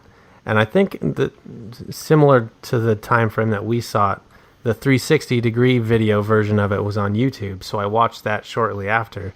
And it was like, I don't know, all the freedom was weird to me. And I still haven't gotten to watch it in VR at all. But, like, I liked the way that he composed his shots and told me where to look. Yeah. I don't know, I want to experience it in VR. That was, Deb did. Oh, yeah. She did the Vive with Yeah. it. And she had the same reaction that you're anticipating, which was the emotional impact of the short was stolen away from her because she wasn't told exactly what was emotionally, like, supposed to hit you. So when Patrick did a great job editing it, in that he focused on specific items at times, which you're like, holy crap, like these items in the car are changing, so showing this evolution of this girl and her age and what her interests are and things being left behind. And it has a big impact the way he chose to compose the shots. And then when you give all the freedom to the viewer in VR, it completely changes the experience and actually stole the emotional impact. Very interesting. Which version did she see first? The VR. Yeah. I know you were thinking I was going to say the other one first, so when she saw Well, not it, necessarily. but it was like, I think that was interesting. She saw thinking that. she saw VR first and was like, oh yeah, that's great. Then when she saw the edited version, she got emotional with it. But also, I think, because he was also talking about the VR version, like, you can sort of take your time with it, too. Like, you can look away from the action, and it sort of pauses. Right. So, like, the 2D version has the exact pacing that he wants, instead of leaving it up to the viewer, who could That's an excellent literally point. just be looking out the other opposite window away from everything the whole time. Right. That's interesting. And I feel like especially since this is a new technology, people are always going to turn their head and try to look for, what am I not supposed to be finding? Just like with a magician, you're like, where am I not supposed to be looking? And you're trying to, like, sneakily, like, I'm going to find that little trick and all that. Like, it's very interesting that VR is going to do that, and you're going to miss the point. I mean, not necessarily. Not I think like, it's like a very early version of this art form that people will... I think, I'm not saying I'm giving up on it, but yeah, right now the 360, to go back to your question, the 360 Facebook stuff is annoying. That's interesting, though, that you think that there's a possibility that the technology will eventually, or like the content creators will eventually be able to create a version that's powerful, that sort of meets their intent, because I'm small-minded and I can't picture it working correctly. I keep thinking the key is limitations. Give the audience the perception that they can look anywhere, but limit them in making them focus where you need them to. So if they put on the headset, they have what feels like a 180-degree view, but if they move their head just a little bit, the viewers, like, it ends or it doesn't feel right. So you feel like you are completely encapsulated in the environment and you're really there and you're part of it, but just let them not, like, restrict them and what they can look at, and it'll still feel like they're there. They'll get that experience, but you just don't allow them to be free. Yeah, I don't know. That's what I would like to try. Because, like, I watched the Henry short on the Oculus with the little porcupine, and, like, the first thing I did was look all the way behind me and behind, like, the chair I was supposed to be sitting on. Saying I did the same thing. But, like, that's what you want to do. You don't want to deprive viewers of what they want. Otherwise, this whole virtual reality thing is like a sham. It's like, okay, great, I can see, like, a little bit more than what I used to. Yeah, but I guess the end question is, like, as a viewer, what is the experience you're looking for? I always wanted to feel like I was in the room. Like, these are stage players and now I'm sitting on the stage. Well, I also think we're talking about, like, short films instead of interactive stuff, which I think VR is more suitable for. Because that immediately puts you in the moment if you're interacting with it instead of just a watching. Right. Party. Nah, that's a good point. Yeah. Sure. But it's all I think too that very there's like a huge, like audio has a huge contribution to make to the experience. And when you're watching like a 360 video on YouTube, unless I'm just like missing it, like you can't really tell where audio is coming from, right? So like if something happened behind you because you're looking at, under the desk that you're not supposed to be looking at because you're enthralled by the fact that you can turn around 360 degrees, like, and that probably gets to what Michael's talking about with the interactive aspect, where like if you're playing a game, there's more tools than just your eyes that the developers can use to like get your attention and make you look at the thing that you're supposed to look at. Yeah. It's all crazy. It's just such like an early form. Like I was actually thinking the other day, I don't know why I was thinking about this, but remembering that people thought when you took a photo of them, like way back in the day, that it stole a piece of their soul or whatever. And I was like, is there any Pete technology? still believes that. Pete. That's why there's so few pictures of him. Don't Yeah. paraphrase, It's not the motherfucker. But I was wondering, like, if there was any technology that, like, again, film, when people saw that train moving for the first time, people, like, screamed and yelled like they thought the train was coming at them, but it was just a movie. Like, I guess VR is the closest thing we have to, like, a budding technology that people don't quite understand. Right. Yeah. It's crazy. My brother's been developing for the HoloLens. And Really? Yeah, and that thing, he showed me a video of what he's been working on, and it fucking, I can imagine that would scare the shit out of you. If Pete, how far do you want to sit away from the fucking mic? well, you said my mic was good, remember? You want me to pick up this? Don't do it. Don't do It's it. all, this? it's our arms. No, I'm staying. Anyway, he has like these. He showed me a demo of it, and it's weird. It's like these enemies coming after you, like in your house. That's some creepy shit.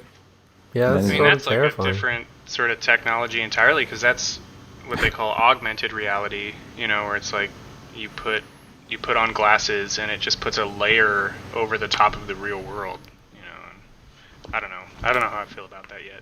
I like the whole idea that Pokemon Go has a like augmented reality feature, and that's the first thing I turn off. Yeah. Well, Well, yeah. it makes it harder to see the Pokemon. Yeah. It like, ruins the gameplay. Yeah. I remember Ben was the first one to show me that, and I was like, what? That's stupid. That's like the whole point of this fucking game. And then I tried it after a while. I was like, oh shit, it's actually a lot easier now. Yeah. Yeah. But like, if that game, when it first came out, and there was a bundle with Google Glass or the HoloLens or whatever, I would have immediately bought one. Really? Yep. You mean like if it had worked? Like, Yeah. Correct. I mean, if we were in a time when AR was like actually good. yeah. Yeah, I could see that too.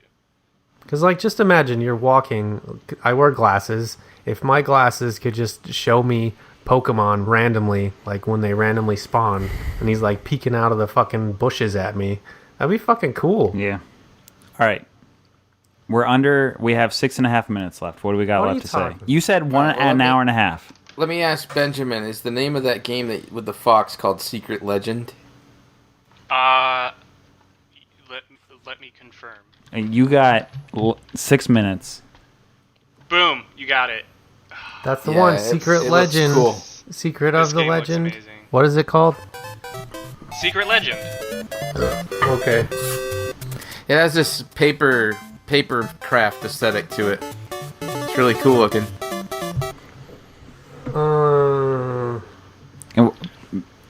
Ben, how far do you go back in playing video games? My first system was the NES. Yeah? You want to challenge Pete to some NES? Nope. Name that tune? No! I had like my favorite game. Okay, Pete, what Yes. did you think about Robin Hood? The Prince of Thieves. Yeah?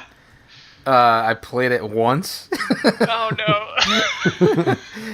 I don't think I rented it ever or anything like that. I just played it once to see if it worked. That was 100% my favorite NES game. Really? It was so much fun. Well, maybe I'll have to give it a shot. Jeff, when you're up here when when Jeff and I get together next time, we will play it. Yeah, I recommend it. You know, it's one of those things that as a kid I didn't realize that it was based off of the movie, and then years later I was like, oh my god, it's the movie, and it kind of like blew my brain that the NES had games that were based off of movies back then. Yeah, they had a lot of shitty ones. Yep. They had a lot of shitty games. This one was great though. No, I'll never say that again. I'll take your word for it, and I will try it out Best next of time. 7? Yeah. Nope. Yes, I we're sit doing down and this. play some 8 Best of 7. I'm sorry, Ben. First one to 4. Jeff, don't. I'm gonna be easy on you. These are softballs. They're All not right. even. All right. You say your name Michael, when you know the Text answer. me the answers. You got it. All right. Say your name if you know the answer. Shit, I'm not fast enough. Pete. Excite Bike. All right. 1-0. 1-0. I only played that game once. You said you didn't. Oh, hold on. You said you turned the air conditioning off. All right, I'll look up the next one. What should I look up? All right. I don't know NES games. Zelda. We got this. You can't do that. You I think can't I do had, that. like, You can't I tell think them the I had, answer like, first. 7 NES games. All right. You said you go back to the NES. You clearly don't. What's your system of pref? For music? I don't remember music. Just play like Well, this will be a quick Mass game. Effect. Then yeah, just keep going. This will be. Just do any Just keep game. going. Wait.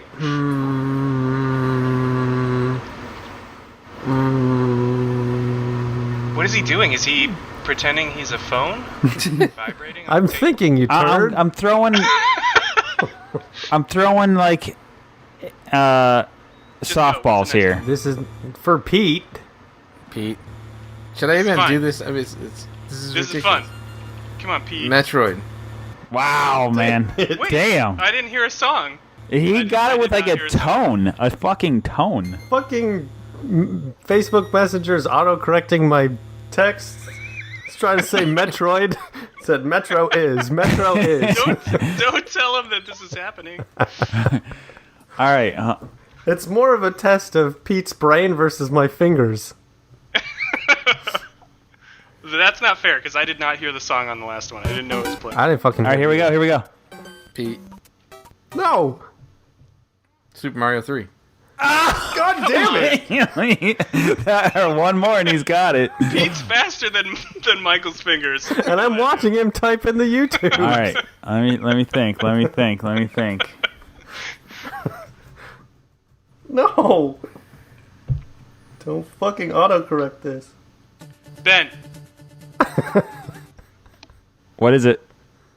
Blaster Wait, Master. that's yeah. 3-1. 3-1. All right. Michael's fingers win. No, that was your fucking ears, man. Yeah, that's my brain. All right. We're going difficult. We're going difficult.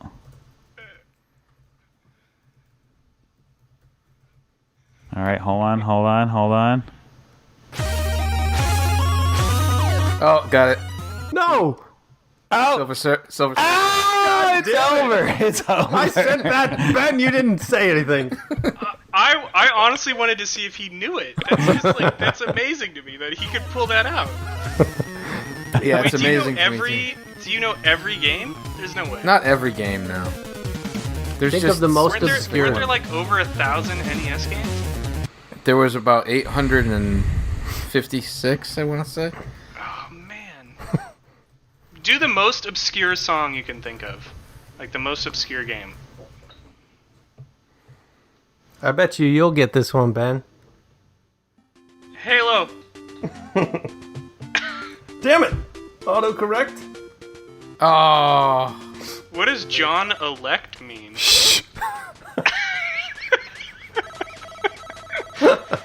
John Elway's quarterback. Wow. There you go. Pete with John Elway's quarterback. Wow. I gotta say, you guys are really pretty rough on your guests. No, we're not. I'm helping. Every time someone How many comes on this is show, it they don't 6 to want 1 to come yet? back. Oh no, it's all right. It was only best of 7, so he got to 4 really quick. It's over. There you go. Good job, Pete. Are we done? No, What last topic do we have? I don't know. I just wanted to mention that Luminous Mobile is a thing now. Like my favorite PSP game ever is on iPhone now. Right. How do you feel about that? I feel fucking great, man. Oh, What did they do? Is it just a port, or did they like try and monetize it? it's not monetized yet. I feel like they will charge for new albums soon, but it has the original album from the original PSP game and a brand new album. Oh, this is like an audio, like timing game. Oh, you never played Luminous? No, I don't play stupid games. Oh, fuck you. It's the greatest fucking puzzle game since Tetris. I remember back in college, me and Josh would play that all throughout those dumb classes that we had. Well, you were real mean, and you hated me for that first year, so I may not have. We did. Let's talk about that. That'll be our last topic. About How much you hated me? I felt like it was a mutual hatred. I would walk down the hallway, and I'd be like, this guy, he's like one of the best animators at the school. Like, he looks really cool. I wish he would be my friend. And I would look into your eyes as we walked past each other in the hallway, and all I saw in your eyes was like, this guy's dead to me. Yeah, okay. So, let's get down to the nitty-gritty of this situation. I can be a shy boy at first, you know? I'm a shy boy. I came from the Catholic school. What? I don't understand why the camera was just staring at me. I don't know. Yeah, the whole night, it's just been me and Jeff. and Pete over there on the right. Oh, hey, Michael. Hi. So, you know, go to college, first couple months, I'm a little shy, you know. I have to get to know people in order to like them. Benjamin, over here, he's Mr. Class Clown. I was Class Clown back in my school, but I get to college. Not a good enough one. This motherfucker thinks he's the coolest fucking cat in the town, making all the jokes. And I'm like, fuck, I used to make jokes, but I'm a shy piece of shit now, so I can't do anything. So fuck this guy. Dude, we could have spent a half hour talking about fantasy football or something. Fuck you.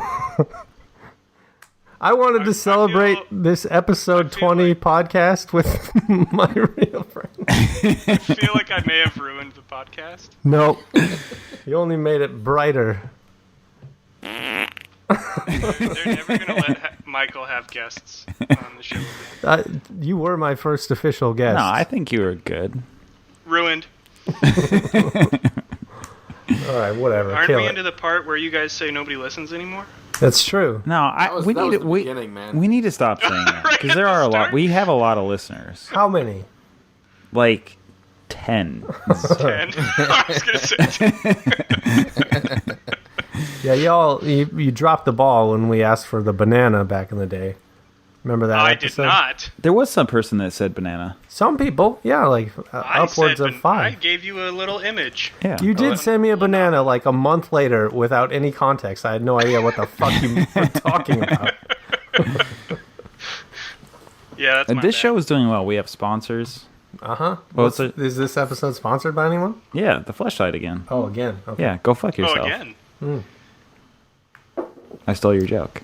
Yeah. They liked the tagline last time, I guess. Yeah, I mean, it was a Is good that the one. first time you've had a sponsor 2 weeks in a row? this is it. Probably. Yeah. Trump wanted us 2 weeks in a row, but we were like, "No, Trump, No. no." You fired.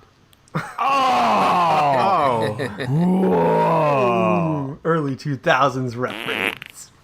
I'm disappointed, Michael. Sorry. all right. Well, it's past an hour and a half. We did have more topics. Genuinely, we did. What were they? Well, we were going to talk about recent movies we watched and books were? we've read. Oh, yeah.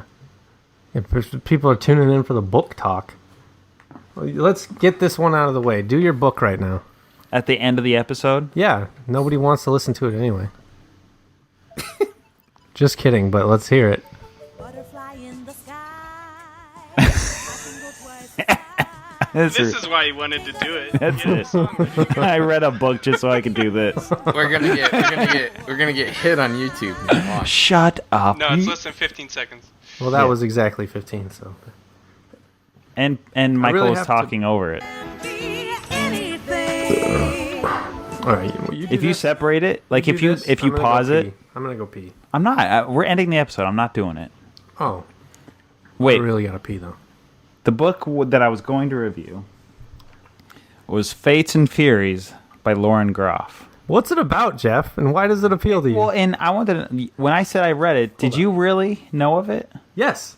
Really? It was like one of the top bestsellers on Amazon, and I always look through. It was. Yeah. It was one of the most acclaimed books of 2015. All right, I'm gonna read the synopsis real fast. Okay. Does it go to the back? No. Okay. Here we go, everybody. Can we get some fucking light in here? I can't see. Yeah, here we go. Get it out of Can my you eyes. see him, Ben? Can you That's see him now? upsetting. Yep. It's awful. All right. Fates and Furies, a novel by Lauren. I was confused. I thought this book was Fates and Furries. I thought it was a completely different book. All right. An exhilarating portrait that wasn't a of good joke. one extraordinary couple over the course of 24 years. Fates and Furies is a landmark novel about marriage, creativity, power, and perception. They meet in the final months of college, and by graduation, they have married. It's 1991. At age So they cheat on 22, each other. Lotto and Mathilda are tall, glamorous, madly in love, and destined for greatness. There are lean, romantic years that follow. Potluck parties in a Manhattan basement apartment, a wilting acting career that doesn't pay the bills, a household that seems to run on good luck, and good sex. Yes, A decade or go so on. later, though. I'm palpitating. Lotto and Mathilda, these are the stupidest fucking names. Lotto and Mathilda are on their way. He is a world-famous playwright. She is integral to his success. Their life and marriage are the envy of friends, the very definition of successful partnership. It is with an electric thrill, then, that the reader realizes things are even more remarkable than they have seemed. In an emotionally complicated twist, the perspective shifts, and what began as a story about one extraordinary union becomes so much more. With stunning revelations and multiple threads, in prose vibrant and original, Fates and Furies is a profoundly moving, surprising, and provocative novel about the yoke-joining love, art, and power, and about the influence of perception. Exquisitely imagined, it is a book that defies expectations, stirring both the mind and the heart. And my review is, I agree. This has been Just a Few More Minutes podcast. Don't look so pleased with yourself. Worth it. I'll probably never read that. It was very good, actually. I did like it. It did sound interesting. Not what I just read, but what I read on Amazon. Yeah, I'm wondering. Let's see. Fill Will the dead they air. Fill adapt the dead it air. into an HBO series? Oh, I bet you it will be. This would make ripe fodder for HBO. Speaking of HBO series, that Westworld show, that's supposed to start up soon. Y'all seen I'm that? so excited for Westworld. I didn't really realize that it was based on a already made movie. So I'm going to watch that I did now. not know that. Yeah, it was written and directed by Michael Crichton, however you say his name. Wait, like way back when? Yeah, it's like an He's the old one- 70s movie or he's something finally with passing. Yul Brynner. And actually, I realized that The Simpsons parodied it a long time ago, too. And I had no idea. Jeff is just aimlessly flipping through pages at this point. I'm not Just sure. reading the book now? He's just gone into his own zone. He's just reading this Well, book I again. thought you guys could cover the show for fucking 5 minutes. That's Pete, what I'm doing. he's looking Pete's for just a fucking fucking- sitting there. Yeah, Pete doesn't This is my speak for very fucking a first half podcast. hour. Does anybody fucking care? Well, that's how you become the favorite on the show, though. Pete just chills out, makes a few noises, pisses you off, and then he says Nintendo sucks now, and everyone loves him. Yeah, well, that's about true. I guess. That was a good Pete impression, Michael. Thank you. I saw The Little Prince, Michael. Oh, yeah. What did you think of it? I liked it a lot. I really loved Wow, like the in-depth flashbacks review. going to the flashbacks of the story rather, where that was almost like a stop motion. Yeah, that shit was beautiful.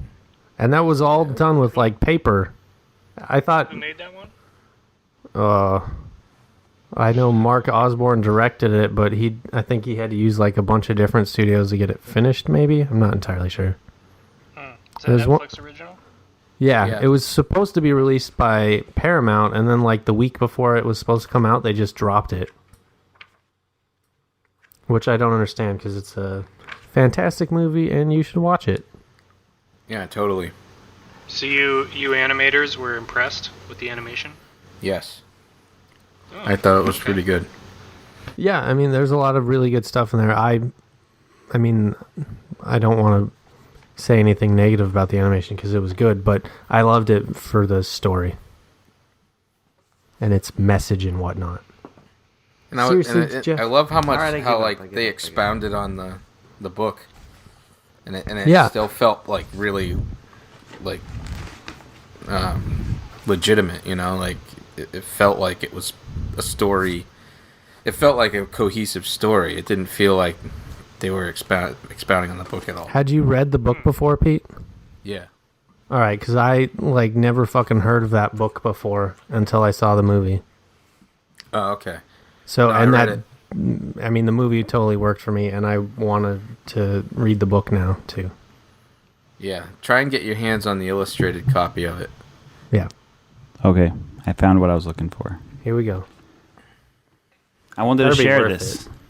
This community of podcast listeners have now become my therapist. Okay. I am just going to expulge All right. a very interesting thing, which I'm not saying I agree with this whatsoever, but I found it completely so bad. opposite of what I was thinking at the time. I'm trying to say that to save my skin, but I thought it was very ironic and a weird twist that I read this the moment before I went out to my anniversary dinner.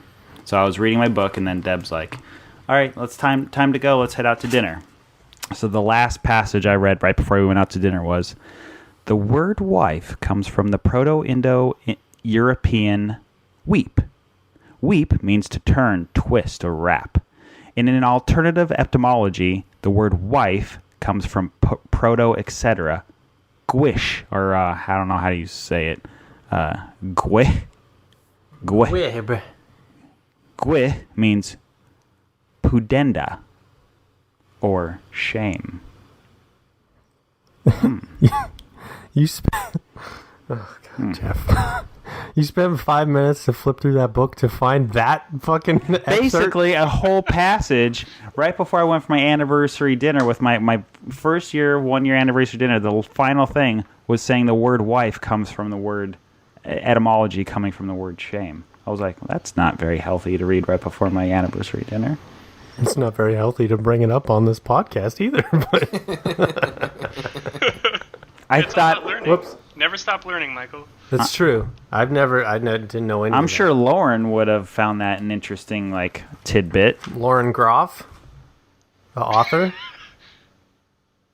Laura? Lauren's my wife. Is that right? Is it Laura or Lauren? Because those are the same fucking thing. And if your wife It's puts Emily. up, shut up. Emily's such a sweetheart. I miss Emily. She's so great. Say hi to Emily for me. Will do. All right. I feel like all the bridges that I had between me and Jeff have been sufficiently burnt into the ground.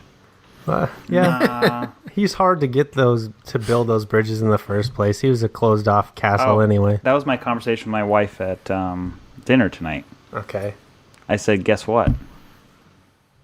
You play my wife. What, Jeff? No, do it for real. I felt like I was. Oh, man, I feel so good, Deb. Guess what? What? I finally feel good. I have broken off caring about needing friends. That's not good. And I said, no, it's great. And then she said,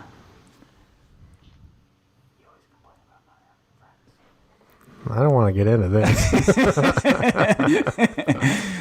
it was funny. It was a funny conversation. It sounds like I'm being serious, but it was funny. Oh, well, that's good. Okay. Because we're all here right now. Jeff. You're my friend. Friends. You have a new friend in Ben now. Jeff, I know, but you said Ben's your real friend, which means I'm not your real friend. I was just kidding, It but struck right to my Jeff, heart. you're my Jeff- friend right now, but I agree. Like, you stole Michael from me, so it's hard. It's hard for me. I was really nervous for this episode because you remember your bachelor party, you were nervous about your two groups of friends Yeah. colliding. That's what this podcast is right now. Worlds colliding, man. But to be fair, it's gone over much better than like when I met Ben's friends and we went to that board game night and I made that bad Holocaust joke. I remember. I feel like that's what bonded Michael and I together the night that we were all making The Holocaust? horrific, bad jokes that everybody else was offended by. Oh, yeah. And we bonded. I think that was the day Robin Williams died. Yeah, so we were making Oh my we were goodness. making combo jokes about Robin Williams and Bill Cosby. And I think I made the bad joke. Like someone said, I don't think that's very funny. I said, don't you think that's what Robin Williams would want? And it didn't go over well with anybody but Michael. So I was like, all right, now I know I have a friend. Yeah. I'm truthfully very happy that you were there to take care of my friend. Yeah, he snuggles. And I have an abundance of pubic hair to rub for the mic. What? Make Poor, this. poor Pete. That's the sound. This? There it is. This Yeah. is me scratching my arm. It has nothing to do with my pubic hair. This is. Here, how about this? This is theater of the mind. Yeah, there you go. Can you hear this? I don't hear it. I'll do it again. It's not abrasive enough.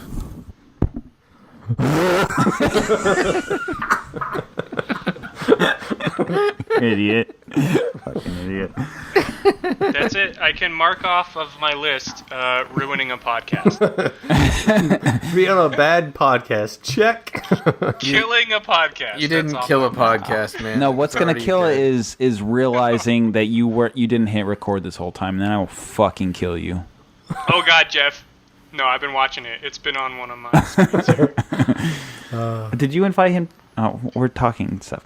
All right, are we ready to wrap this up? Do we have any more I topics? seriously have to pee fucking like... So you want to wrap? Yeah. All right, Ben, thank you so much for joining us this week. I actually do think Thank it you, was a guys. fantastic episode. This was fun. Certainly half the audience is going to hate it, but They hate I think every the other half episode. is really going to love it. This is fun. We had fun. It was 5 people. Making fun. Ben, what's your Twitter? Bental Giant. Ah, it's funny. Like Gentle Giant, but with a B. Ooh. And your email is good too. I won't give that out, but you're a punny guy. Thanks, bro. Michael.Berardini at Blue Sky Studios. Incorrect, but good try. M. Berardini Oh, at BlueSkyStudios.com. And Mindy is at... Nope. Nope, not going to do that one. Well, thank you, Ben. Hope everybody reaches out to you. You're a very talented artist. Very excited to see what else you come on. I'm sure you're invited back to the show anytime. This has been Just a Few More Minutes podcast where 3 veterans and their guests talk about animation video games and a Oh, whole you lot did of it. other random stuff. You said games. I did it. Did it. So, thanks. Thanks, guys. Bye, Pete. Good night, guys. Bye, Ben. Night, guys. Thanks for having me. I want you guys all to now imagine that about 20 seconds from now, I'm laying Michael you down. will be revealing his penis to my toilet. Yeah, but first, I'm gonna lay you down onto your bed. I'm gonna cut your hair. Play the music, Pete!